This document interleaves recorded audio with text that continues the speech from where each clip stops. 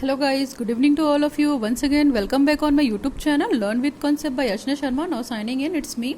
हमारा पैडागोजी का सेशन चल रहा था और पैडागोजी के बहुत सारे टॉपिक्स हमने पढ़े हैं, मज़े से पढ़े हैं, इंटरेस्ट से पढ़े हैं और अच्छे और इम्पॉर्टेंट टॉपिक्स थे. आप प्लीज़ उन टॉपिक्स को पढ़ लीजिए. अगर आपने नहीं पढ़ा है तो आपको पैडागोजी डेफिनेटली हेल्प करेगा हर चीज़ के लिए.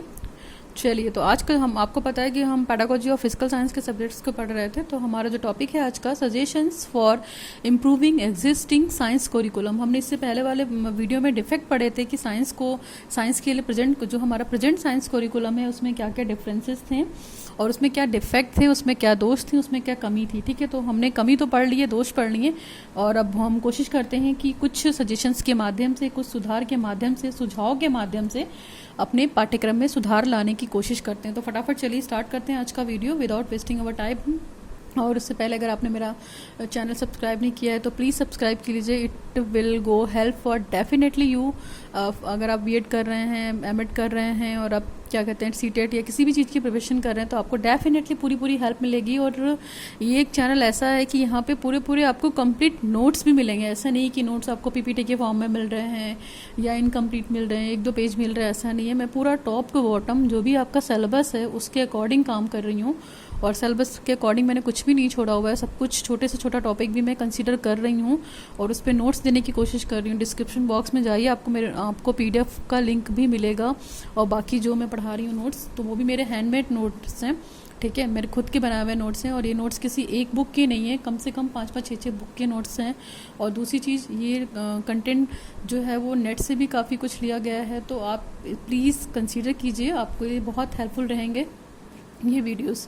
चलिए स्टार्ट करते हैं. Suggestion for improving the existing science curriculum, यानी कि वर्तमान विज्ञान पाठ्यक्रम में हम क्या क्या सुधार दे सकते हैं, उसके लिए कमियां. तो आपको पता ही है कि बहुत सारी जो कोरिकुलम में कमियां हैं, दोष हैं, उनको हम कैसे दूर कर सकते हैं. तो उसके लिए एक सजेशन भी ज़रूरी है. तो उसी सजेशन को देखकर यहाँ पे हम बात करते हैं. सबसे पहला लिखा हुआ है restructure the curriculum according to the needs, interest और एबिलिटी ऑफ द लर्नर.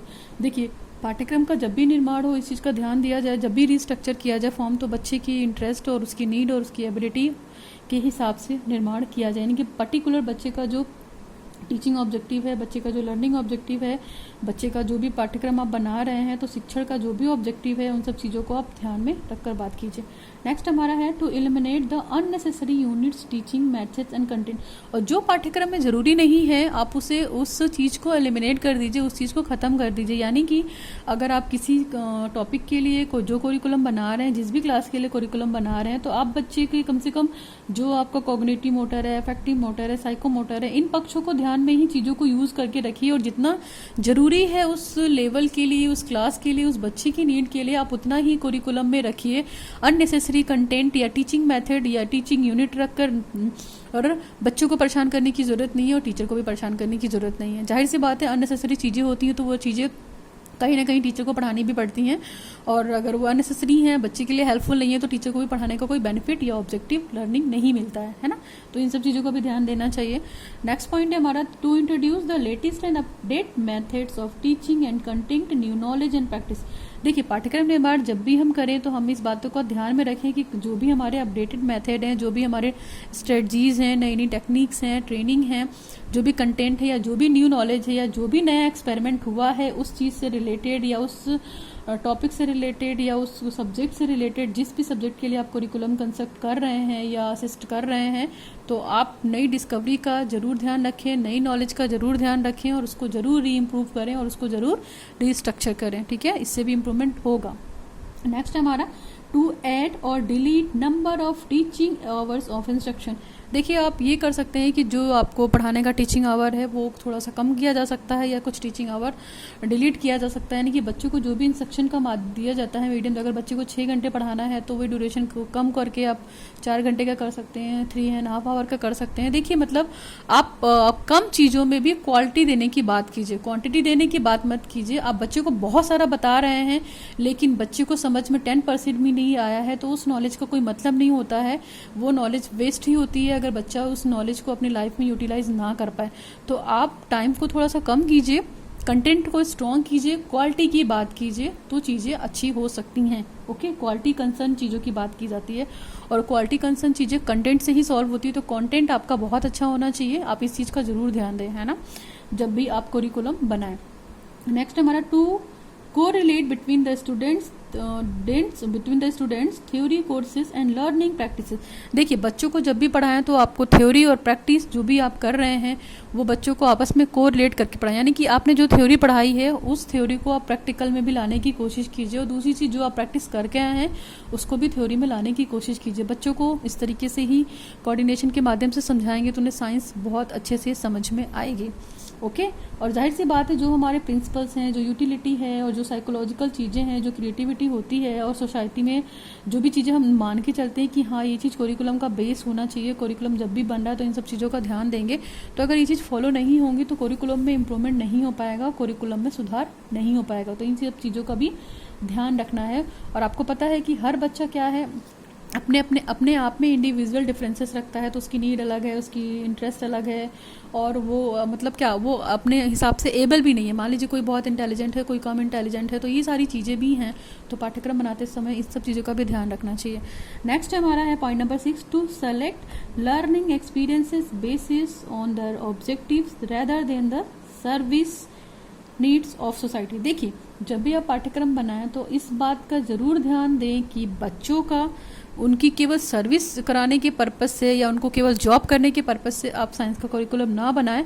उनको साइंस का करिकुलम ऐसे बनाएं कि जो भी उनका लर्निंग ऑब्जेक्टिव है, जो भी वो चीज़ें करके सीखेंगे, अपने व्यवहार में जो भी परिवर्तन लाएंगे सीखने के माध्यम से या टीचिंग के माध्यम से या लर्निंग के माध्यम से, और जो उनको रियल एक्सपीरियंस होगा, जो उनको लर्निंग एक्सपीरियंस होगा वो, और उसी लर्निंग एक्सपीरियंस से और रियल एक्सपीरियंस से अपने बिहेव में चेंजेस लाएंगे, वो ज़्यादा मैटर करता है रेदर देन एक जॉब ओरिएंटेड करिकुलम मिस करके। ठीक है, तो आप इस चीज़ का भी ध्यान रखें। चलिए, now we come to the next point. Next point हमारा दे रखा है पॉइंट नंबर 7। आई थिंक दिख रहा है आपको, होपफुली दिख रहा होगा। पॉइंट नंबर 7 देखिए आप, पॉइंट नंबर 7 में दे रखा है the students themselves receive little or no experiences in the assuming responsibility or on making choices. Everything is decided for them by the teacher or the administrator. देखिए, जब भी बच्चों को हम पढ़ाने की कोशिश करते हैं तो आपको पता है कि बच्चा जो भी रिसीव कर रहा है, जो भी एक्सपीरियंस उसे हो रहे हैं या जो भी रिस्पॉन्सिबिलिटी आपने उसे दी है कुछ, तो ठीक है, वो जो रिस्पॉन्सिबिलिटी है वो खुद से चॉइस करें पढ़ने के लिए और उन्हीं के द्वारा उन्हें डिसाइड करने दिया जाए कि वो क्या क्या पढ़ना चाहते हैं। टीचर यहाँ पे एक केवल एडमिनिस्ट्रेटर का कार्य कर सकता है ना, यानी कि बच्चों का अगर हम मान लीजिए पाठ्यक्रम में कुछ इंक्लूड करना चाह रहे हैं और बच्चा उस चीज़ को पढ़ने में इंटरेस्टेड नहीं है तो हम उसे ज़बरदस्ती नहीं पढ़ा सकते हैं ना। तो इन सब चीज़ों का भी काम क्या है, टीचर का काम है। तो टीचर यहाँ पे इस चीज़ को ज़रूर देखे और एडमिनिस्ट्रेटर या टीचर बच्चे को ये पावर ज़रूर दे कि बच्चा अपने आप से भी चीज़ों को चूज़ करे, है ना। नेक्स्ट है हमारा curriculum should be according to the objectives of teaching. जो आपका पाठ्यक्रम है वो आपकी जो शिक्षण ऑब्जेक्टिव है, यानी कि जो आपको लर्निंग ऑब्जेक्टिव अचीव करना है या शिक्षण उद्देश्यों को अचीव करना है, उनके अकॉर्डिंग होना चाहिए। यानी कि पाठ्यक्रम में जितनी भी जो भी चीज़ें हैं, मान लीजिए अगर हम टीचिंग एड की बात कर रहे हैं तो हम टीचिंग एड को हम कैसे यूज़ करेंगे, है ना, उसके लिए गाइड डायरेक्शन देनी चाहिए। अगर मान लीजिए हम चीज़ों को प्रैक्टिस में करना चाह रहे हैं तो उसके लिए ओरल कैसा होता है, होम असाइनमेंट कैसे दिए जाते हैं, प्रैक्टिकल वर्क कैसे दिए जाते हैं बच्चों को, तो इन सब चीज़ों का भी प्रावधान होना चाहिए। वो इसलिए होना चाहिए ताकि बच्चे क्या होंगे, करके सीखेंगे। जब तक बच्चे खुद प्रोजेक्ट को हैंडल नहीं करेंगे तब तक वो कुछ भी सीखेंगे नहीं, है ना। बच्चे को थोड़ा सा फ्री छोड़िए। नेक्स्ट हमारा curriculum should be based on the cognitive, affective and psychomotor domain. देखिए, जो ये तीनों डोमेन है आपके लर्निंग ऑब्जेक्टिव को अचीव करने के लिए, है ना, कि आपका कॉग्निटिव यानी संज्ञानात्मक ज्ञान भी बहुत स्ट्रांग होना चाहिए। इसके बाद अफेक्टिव यानी अफेक्टिव और साइकोमोटर, तो यानी कि ये तीनों जो ब्लूम टैक्सोनॉमी होती पढ़ते हैं हम, बीएस ब्लूम, इन्होंने टैक्सोनॉमी दी थी लर्निंग ऑब्जेक्टिव को अचीव करने के लिए, और ये टीचिंग लर्निंग ऑब्जेक्टिव है और इनके बिना हम अपने टीचिंग की कल्पना नहीं करते हैं। ठीक है, तो बीइंग अ टीचर आपको ये तीनों चीज़ें बच्चे के अंदर डेवलपमेंट होनी चाहिए, इस पे हमारा करिकुलम बेस्ड होना चाहिए, है ना। कॉग्निटिव, अफेक्टिव एंड साइकोमोटर, तीनों के अलग अलग कंटेंट हैं, इनको हम डिटेल में पढ़ेंगे नेक्स्ट वीडियोज़ में या अगले वीडियोज़ में पढ़ेंगे। ठीक है, पाठ्यक्रम ब्लूम की टैक्सोनॉमी पे भी बेस्ड होना चाहिए। क्यों? क्योंकि वो लर्निंग ऑब्जेक्टिव है, अचीविंग ऑब्जेक्टिव है। जिसको हम क्लास में जाकर पढ़ाकर अचीव करते हैं। नेक्स्ट हमारा कोरिकुलम शुड बी फ्लेक्सिबल। कोरिकुलम देखिए फ्लेक्सिबल होना चाहिए, ठीक है। अगर फ्लेक्सिबल नहीं होगा तो जो भी मान लीजिए कुछ अननेसेसरी चीज़ें हैं या अननेसेसरी यूनिट्स हैं उनको हमको पढ़ना पड़ेगा, ठीक है, तो वो चीज़ भी अच्छी नहीं है। तो इसलिए कोरिकुलम फ्लेक्सिबल जरूर होना चाहिए ताकि टाइम के अकॉर्डिंग चेंज किया जा सके, कुछ भी चेंजेस आए तो, है ना, न्यू नॉलेज आए तो उसको कंसीडर किया जाए, यही नहीं कि हम पुरानी नॉलेज को पढ़ते चले जा रहे हैं, उसका कोई यूज़ नहीं होता है, ठीक है। नेक्स्ट हमारा है curriculum should be included in the practical and experimental both work. पाठ्यक्रम ऐसा होना चाहिए जिसमें हमारा क्या हो, प्रैक्टिकल वर्क भी हो, उसके बाद हमारा एक्सपेरिमेंटल वर्क भी हो, ठीक। Curriculum should be in logical order, और कोरिकुलम जो है वो लॉजिकल ऑर्डर में है, यानी कि सिंपल से कॉम्प्लेक्स की तरफ जाए, यानी कि सिंपल टू कॉम्प्लेक्स की बात करते हैं, यानी कि इंडक्टिव मेथड की बात करते हैं, यानी कि बच्चे को जो शुरू के टॉपिक्स होंगे चैप्टर 1, 2, 3 ये सिंपल होते होते तब जाके ये डिफिकल्टी की तरफ जाए। ये नहीं कि डिफिकल्ट वाला टॉपिक पहले दे दिया और इजी टॉपिक बच्चे को बाद में दे दिया, तो उससे क्या होती है, क्यूरियोसिटी डेवलप नहीं होती बच्चों के अंदर और इंटरेस्ट भी डेवलप नहीं होता है, बच्चे की रुचि भी कम से हो जाती है। तो इसलिए बच्चों को पहले इजी टॉपिक पढ़ाया जाए, फिर बच्चों को इजी टॉपिक कर करके हम सिंप्लेक्स से कॉम्प्लेक्स की तरफ ले जाएंगे, है ना। पहले छोटी चीज़ बताएंगे फिर धीरे धीरे करके उसको बड़ी चीज़ बताएंगे। नाउ नेक्स्ट हमारा है डेमोक्रेटिक आउटलुक होना चाहिए। डेमोक्रेटिक आउटलुक का मतलब है कि बिल्कुल फ्री होना चाहिए। डेमोक्रेटिक इन द सेंस की मतलब जो भी पाठ्यक्रम है वो पाठ्यक्रम इस तरीके का हो कि हमें कुछ भी अलग से पढ़ने की जरूरत ना पड़े, बच्चे का ओवरऑल डेवलपमेंट खुद से हो जाए। डेमोक्रेटिक यानी कि लोकतांत्रिक लुक होना चाहिए। नेक्स्ट हमारा है क्रिएटिव थिंकिंग, बच्चा आलोचना करना सीखे, ऐसा पाठ्यक्रम भी होना चाहिए। पाठ्यक्रम में जो एक्सरसाइज वगैरह दी होती है वो सारी चीज़ें भी दी होनी चाहिए। एक्सपीरियंस जो दिया होता है, जैसे लास्ट में दिया होता है कि ये एक्सरसाइज करनी है, ये स्टेप करना है, तो इन सब चीज़ों का भी ध्यान रखना चाहिए। हम पाठ्यक्रम जब भी बनाएं तो बच्चे की जो डेली नीड की रिलेशनशिप है, डेली नीड का बिहेव है, इन सब चीज़ों को भी ध्यान में रखें, है ना। और क्रिएटिव किसी भी चीज़ के लिए सोचना शुरू कर दें, यानी कि पर्टिकुलर अगर कोई प्रॉब्लम उन्हें आ रही है ना, तो उस प्रॉब्लम को सॉल्व करना सीख जाए करके। इसके बाद लीडरशिप क्वालिटी। लीडरशिप क्वालिटी में देखिए, लीडरशिप क्वालिटी में ये है कि बच्चे के अंदर नेतृत्व की भावना भी होना चाहिए। ऐसी बुक जरूर डेवलप होनी चाहिए, ऐसा पाठ्यक्रम जरूर होना चाहिए, ठीक। नेक्स्ट हमारा human rights and civic sense. आपको पता है मानव अधिकार और सिविक सेंस की बात करते हैं, नागरिक होने की बात करते हैं, तो ये सारी चीज़ें भी होनी चाहिए। पाठ्यक्रम बनाते हुए इन चीज़ों का भी ध्यान रखना चाहिए। नेक्स्ट हमारा है फ्यूचर एजुकेशन एंड डेवलपमेंट, यानी कि हम जो पाठ्यक्रम बना रहे हैं वो भविष्य को देखकर बनाएं, भविष्य की शिक्षा और उसके विकास को देखकर बनाएं, है ना। फिर कंटिन्यूअस क्वालिटी इंप्रूवमेंट, और हमेशा पाठ्यक्रम इंप्रूवमेंट होना चाहिए, उसमें क्वालिटी वाली चीज़ें इंप्रूव करती रह जानी चाहिए ताकि उसमें वैरायटी आ सके, उसमें फ्लेक्सिबिलिटी आ सके, और क्या बच्चा क्रिटिकल स्टडी कर सके, बच्चा बुकिश नॉलेज की तरफ ज़्यादा ध्यान ना दे, थ्योरेटिकल चीज़ों को पढ़े, है ना। तो ये सारी चीज़ों को भी कहीं ना कहीं देखना चाहिए, और बच्चे के लिए टाइम टू टाइम जो भी चेंजेस हों वो ज़रूर उसमें होंगे ना, कंटिन्यूसली होते रहें क्वालिटी चेंजेस। चलिए now we come to the next point. Next point हमारा दे रखा है respect for one's cultural heritage, यानी कि जो हमारे कल्चरल हेरिटेज है या जो हमारी विरासत है उसके लिए बच्चों के अंदर रिस्पेक्ट भी आए और बच्चे उस चीज़ को सीखें भी। देखिए जो ये पॉइंट दे रखा है, point number 19, respect for one's cultural heritage. तो देखिए हमारा जो भी पाठ्यक्रम है, हमारा जो सांस्कृतिक विरासत है उसके अंदर उसके लिए रिस्पेक्ट है बच्चों के अंदर। मान लीजिए हम कितनी भी टेक्नोलॉजी कर रहे हैं तो कहीं ना कहीं हम अपने कल्चर को पीछे नहीं छोड़ सकते। हमारी विरासत ही हमारा संस्कार होती है और वो हमारी जान होती है और हमारे वैल्यूज़ और आदर्श होती हैं, तो उसको छोड़ने की बात नहीं करता है पाठ्यक्रम। नेक्स्ट हमारा कॉन्स्टिट्यूशनल वैल्यूज़। कॉन्स्टिट्यूशनल वैल्यूज़ का मतलब संवैधानिक वैल्यूज़, यानी कि कॉन्स्टिट्यूशन में जितने भी रूल्स एंड रेगुलेशन बने हैं कि बच्चे के हित के लिए क्या क्या कार्य किया जा सकता है, ठीक है, तो ये सारी चीज़ों का भी ध्यान रखना चाहिए। संवैधानिक प्रावधान है जो भी बुक को पब्लिश करने का, पाठ्यक्रम बनाने का, वो सारे क्राइटेरिया या नॉर्म्स भी फॉलो करने चाहिए पाठ्यक्रम बनाते वक्त, है ना। नेक्स्ट हमारा equality and life skill education. Equality का मतलब है कि यहाँ पे जो मेल और फीमेल है, यानी कि जेंडर डिस्क्रिमिनेशन जो है हमारे सोसाइटी में, बुक में इन सब चीज़ों को ख़त्म करने की कोशिश की जाए, यानी कि केवल बुक में मेल डोमिनेट चीज़ें ना बताई जाएं, ठीक है, फीमेल डोमिनेंट चीज़ें भी बताई जाएं, फीमेल डोमिनेंट स्किल भी बच्चों को बताई जाए, इसको एजुकेशन के बारे में बताई जाए। ऐसा ना हो कि केवल बुक में जो एक्टिविटी कर रहा है वो बच्चे लड़के को करते हुए दिखा दिए हैं, लड़कियों को नहीं दिखा रहे हैं। लड़कियां भी साइंस में उतना अच्छा कर सकती हैं जितना कि लड़के कर सकते हैं, मैथ्स में लड़कियां भी अच्छा कर सकती हैं if they got the opportunity. तो ये कहीं ना कहीं स्टीरियोटाइप भी ख़त्म करना चाहिए जो हमारे सोसाइटी में है, जेंडर डिस्क्रिमिनेशन जो टॉपिक हम पढ़ते हैं, तो इस तरह की चीज़ों को भी ख़त्म करने की बात की जा सकती है हमारे पाठ्यक्रम में।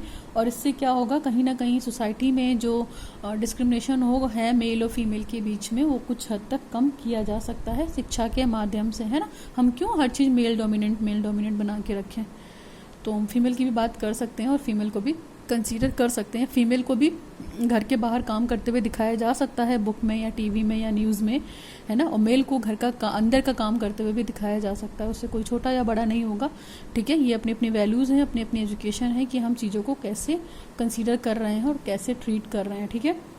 नेक्स्ट हमारा है secular attitude and tolerance. Secular attitude का मतलब है कि धर्मनिरपेक्षता एटीट्यूड, यानी जो भी आपकी अभिरुचि है, एटीट्यूड है, उसकी बात करते हैं। तो हमारे जो भी साइंस का करिकुलम जब भी हम बनाते हैं तो आपको पता है प्रोसेस इतना इजी नहीं होता है करिकुलम को बनाने का। तो उनकी वैल्यूज़ के बारे में बात करते हैं, अभिवृत्ति के बारे में, डेवलपमेंट के बारे में बात करते हैं। और मेन चीज़ तो उनकी साइंटिफिक एटीट्यूड डेवलप होना चाहिए, उनके अंदर उनका कंस्ट्रक्शन होना चाहिए, चाहे एक्सपेरिमेंट हो, चाहे टेकिंग ऑब्जर्वेशन हो, क्लासिफिकेशन हो, है ना, कलेक्शन ऑफ डेटा की बात कर सकते हैं, हाइपोथेसिस वगैरह जो हम लोग बनाते हैं, है ना, ड्राइंग वगैरह, कंक्लूजन वगैरह जो हम लोग निकालते हैं और कहीं ना कहीं किसी कंक्लूजन पे पढ़ते हैं अपने ऑब्जेक्टिव को अचीव करके। तो इन सब चीज़ों की भी बात करते हैं और इन सब चीज़ों के द्वारा भी हम अपने पाठ्यक्रम को क्या कर सकते हैं, थोड़ा सा सुधार सकते हैं, थोड़ा सा इम्प्रूव ला सकते हैं, है ना। एनसीईआरटी भी यही सारी चीज़ें कहता है। एनसीईआरटी इट मीन्स द आपको पता ही है एनसीईआरटी का फुल फॉर्म क्या है, नेशनल करिकुलम। एनसीईआरटी का तो फुल फॉर्म आपको पता ही होगा, national council of educational research and training. इसकी जो स्थापना हुई थी वो 1961 में हुई थी। अगर आप चाहेंगे तो मैं आपको बता देती हूँ।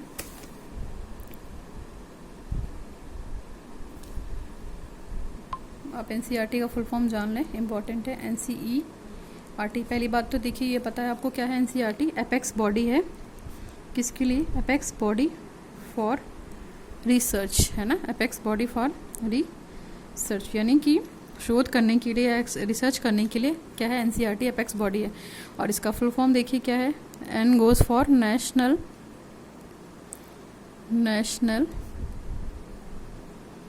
Council of educational research and training, ठीक है। मोटा मोटा आप याद रखिएगा, इसकी फुल फॉर्म पूछी जाती है बहुत सारे एग्जाम्स में। और ये स्टेबलाइज कब हुआ था आपको ये भी बता दूं मैं, स्टेबलाइज हुआ था ये, यानी कि इसकी स्थापना हुई थी 1961 में। इस चीज़ को आप याद रखिएगा, 1961, ठीक है, स्टेबलाइज। तो ये एनसीईआरटी कहीं ना कहीं एपेक्स बॉडी है रिसर्च की, आपको पता होना चाहिए, ठीक। और जब भी हमारा साइंस का करिकुलम जो बना था, जिसको हम बोलते हैं NCFW, ठीक है, जो 2000 वाला है, ठीक है, तो इसके हिसाब से जो पाठ्यक्रम बना है और अभी जो करंट में जो फॉलो हो रहा है NCFW 2005, ये हमारे करिकुलम का लास्ट इम्प्लीमेंटेशन है। यानी कि ये NCFW क्या है, नेशनल करिकुलम, दो वर्ड आ गए इसलिए आप इनका एब्रीविएशन जरूर जानना। नेशनल करिकुलम फ्रेम, दिख रहा है आपको, work, national curriculum frame work for school education, यानी कि शिक्षा के लिए जो पाठ्यक्रम का निर्माण है वो कौन करता है, NCFW, है ना। ये 2005 वाला और 2000 में भी हुआ था, फिर ये 2005 में भी हुआ है। तो इसमें बहुत सारी चीज़ें चेंज की गई हैं, वो भी इम्प्रूवमेंट के लिए एनसीईआरटी ने किया था। तो इन सब चीज़ों का आप ध्यान दीजिएगा यूनिवर्सली तौर पे, एनसीईआरटी और NCFW भी, ठीक। और काफ़ी बात की थी, तो ये कहीं ना कहीं हमारा जो करिकुलम का सुझाव था उसको अच्छा बनाने के लिए हमने यहाँ पे काफ़ी बेसिक बात की, डीप बात की, है ना, समझाने की कोशिश की कि जो 2002 का करिकुलम था उसने भी काफ़ी इम्प्रूवमेंट चेंज किए, ठीक है। जो 2005 वाला NCFW है उसने भी करिकुलम को काफ़ी हद तक चेंज करने की कोशिश की है और उन कंटेंट को इन्वॉल्व करने की कोशिश की है जिससे क्या हो, बच्चों के अंदर साइंस में साइंटिफिक एटीट्यूड डेवलप हो, टेक्निकोलॉजिकल जो चीज़ें हैं वो डेवलप हो, नर्चर, सेल्फ कॉन्फिडेंस की बात कर सकते हैं हम, सेल्फ असेसमेंट की बात कर सकते हैं ना, एश्योरेंस की बात कर सकते हैं। जो भी बच्चा है, जो भी लर्नर है, इन सब चीज़ों को अच्छे से सीख सके। और दूसरी चीज़, साइंस को हम, आपको पता है कि हम फैमिलियर एनवायरनमेंट के बारे में बात करते हैं साइंस में, तो उन सब चीज़ों को भी कनेक्ट करके पढ़ाया जा सकता है ना। लॉज और प्रिंसिपल जो हैं हमारे साइंस के, साइंस इज़ यूनिवर्सल, आपको पता है, सार्वभौमिक है ना। तो उसके कुछ अपने प्रिंसिपल्स हैं, कुछ लॉज हैं जिनको वेरीफाइड किया जा सकता है हर जगह, है ना। और बिना वेरिफिकेशन के साइंस किसी भी चीज़ों की बात नहीं करती है। और आज की डेट में जो हम ये 21st सेंचुरी में जी रहे हैं, तो कहीं ना कहीं जो टेक्निकल चीज़ें हैं, साइंटिफिक चीज़ें हैं, वो हमारी लाइफ को बहुत इन्हेंस कर रही हैं, है ना।